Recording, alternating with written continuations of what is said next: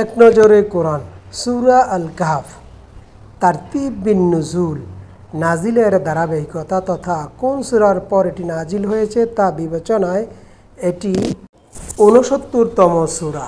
এর আগে সূরা গাশিয়া এবং পরে সূরা আন-নাহাল নাজিল হয়। তারতিব ফিল মুসহাফ বর্তমান কোরআন মজিদের বিন্যাস অনুযায়ী এটি ১৮ নং সূরা। এর আগে সূরা বানী ইসরাঈল এবং পরে সূরা মারিয়াম। এক নজরে কাহাফ মক্কি যুগের শেষের দিকে নাজিল হয়। আয়াত সংখ্যা ১১০, সূরা নং ১৮, সূরাটি মাক্কি। নামের রহস্য, কাহাফ মানে গুহা। এই সূরায় গুহায় ঠাউল নেওয়া কয়েকজন যুবকের গল্প উঠে এসেছে। তখনকার এক রোমান শাসক মূর্তি পূজা করার জন্য বেজায় চাপ দিচ্ছিল ওই যুবকদের, মানে আল্লাহ তাআলাকে বাদ দিয়ে অন্য কাউকে রব হিসাবে মানতে হবে। কিন্তু যুবকেরা কোনোভাবেই মাথা নোয়ায়নি।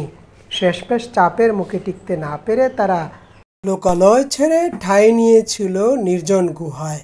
সেখান থেকে এই সূরার নামকরণ করা হয় সূরা আল কাহাফ।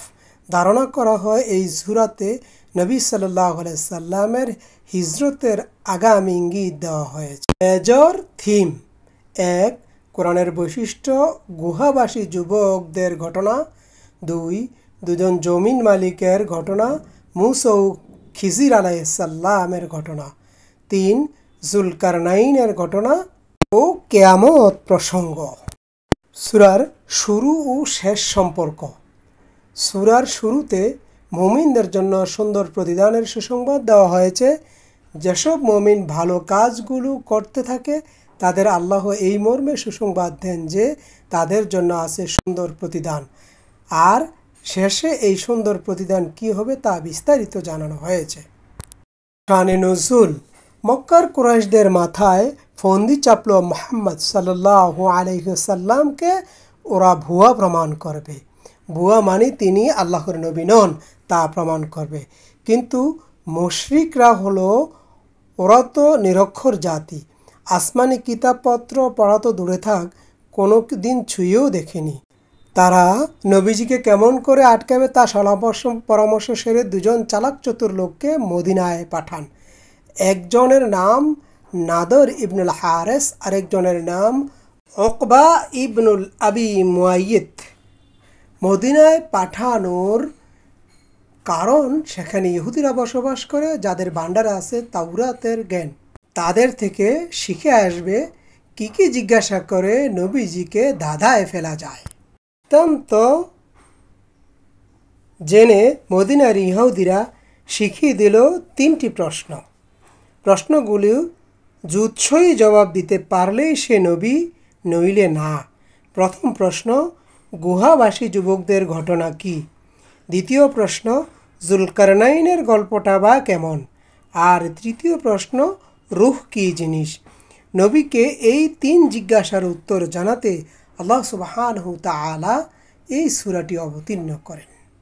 সেগমেন্ট: কোরআন। এই কোরআনের মধ্যে কোনো রকমের সন্দেহ বা অসঙ্গতি নেই। একে নাজিল করা হয়েছে পাপীদের জন্য সতর্ক আর মুমিনদের জন্য সুসংবাদ হিসাবে। আসহাবে কাহফের ঘটনা। ঈমান বাঁচাতে কয়েকজন যুবক জীবনের ঝুঁকি নিয়ে গুহায় আশ্রয় নেয়। তাদের সামনে ছিল অনিশ্চিত ভবিষ্যৎ। আল্লাহ তাআলা তাদেরকেই যুব শ্রেণীর জন্য রোল মডেল বানিয়ে দিলেন। দুনিয়ার চাকচিক্য। দুনিয়ার সম্পদের জোরে মানুষ ধরাকে সরা জ্ঞান করে, অথচ এই সম্পদ তাকে আল্লাহর শাস্তি থেকে বাঁচানোর কোনো ক্ষমতা রাখে না। ফজিলত: দিনগুলো বানাবে আলো ঝলমলে। হযরত আবু সাঈদ খুদরি রাদিয়াল্লাহু তাআলা আনহু হইতে বর্ণিত, তিনি বলেন রাসূলুল্লাহ সাল্লাল্লাহু আলাইহি সাল্লাম বলেছেন, যে ব্যক্তি জুমার দিনে সূরা কাহফ পড়বে তার 2 জুমার মধ্যবর্তী সময়টা আলোকিত হয়ে থাকবে। সুরক্ষা দেবে দাজ্জালের ফিতনা থেকে। আবু দারদা থেকে বর্ণিত, নবী সাল্লাল্লাহু আলাইহি সাল্লাম বলেছেন, যে ব্যক্তি সূরা কাহফের প্রথম 10 আয়াত স্মরণ রাখবে তাকে দাজ্জালের পরীক্ষা থেকে সুরক্ষিত রাখা হবে। মুসলিম শরীফের 809 নম্বর হাদিসে। কজ এন্ড ইফেক্ট: যে কোনো নেয়ামত বা সৌন্দর্য দেখে বলতে হবে মাশাআল্লাহ, তাহলে আল্লাহ তাআলা বরকত দান করবেন এবং ক্ষতি থেকে বাঁচাবেন। গতিপথ: দুনিয়ার জীবনের উদ্দেশ্য মানুষকে পৃথিবীতে পাঠানোর উদ্দেশ্য হচ্ছে তাদেরকে পরীক্ষা করা। সম্পদের মাধ্যমে পরীক্ষা। মানুষকে পরীক্ষা করার জন্য বড় একটি উপকরণ হলো সম্পদ। সম্পদের প্রাচুর্যে অধিকাংশ মানুষই অহংকারী হয়ে ওঠে। গভীর জ্ঞান ও ক্ষমতার মাধ্যমে পরীক্ষা। বিপুল জ্ঞান দান করেও আল্লাহ তাআলা মানুষকে পরীক্ষা করে থাকেন। গভীর জ্ঞান পেয়ে মানুষ নিজেকে অনেক বড় কিছু মনে করে কিনা, আবার ক্ষমতার দাপটে সে দুনিয়াতে বিশৃঙ্খলা সৃষ্টি করে কিনা সেটাও আল্লাহ দেখতে চান। 4 হলো ফলাফল। এবার ফলাফল দেওয়ার পালা। এই পরীক্ষায় যারা পাশ করবে তাদের জন্য বিরাট পুরস্কার, আর যারা নিজেদের হারিয়ে ফেলবে তাদের জন্য কিয়ামতের দিন অপেক্ষা করছে ভীষণ লাঞ্ছনা। ওভারভিউ। একটি ভারসাম্যপূর্ণ কিতাব হিসেবে কোরআন পরিচয়, সেই সাথে দুনিয়ার চাকচক্যের ব্যাপারে মানুষকে সতর্ক করা হয়েছে এই সূরার 1 থেকে 8 নম্বর আয়াতে। আসহাবে কাহাফের ঘটনা তুলে ধরা হয়েছে, আর এর মাধ্যমে দেখানো হয়েছে ইমানের পরীক্ষায় কিভাবে পাশ করতে হয়। সূরার 9 থেকে 31 নম্বর আয়াতে এটি বলা হয়েছে। দুজন বাগান মালিকের ঘটনা উল্লেখ করা হয়েছে, সেখানে দেখানো হয়েছে সম্পদ দিয়ে কিভাবে মানুষকে পরীক্ষা করে ফেলা হয়। আমলের খাতায় ছোট বড় সব কিছু লেখা আছে দেখে অপরাধীরা কিয়ামতের দিন ভীষণ আফসোস করবে। ইবলিস সবসময় মানুষকে ধোঁকা দেওয়ার ধান্দায় থাকে। মানুষের জন্য সে এক বিরাট পরীক্ষা, তাকে কিছুতেই অনুসরণ করা যাবে না।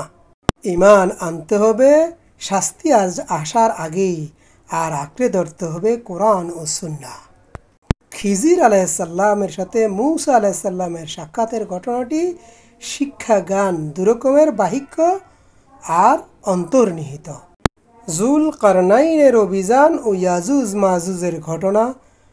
ক্ষমতাবানদের উচিত ন্যায় ও অন্যায় বুঝে সিদ্ধান্ত নেওয়া। সমস্ত আয়োজন শেষে সবার ঠিকানা পরকাল।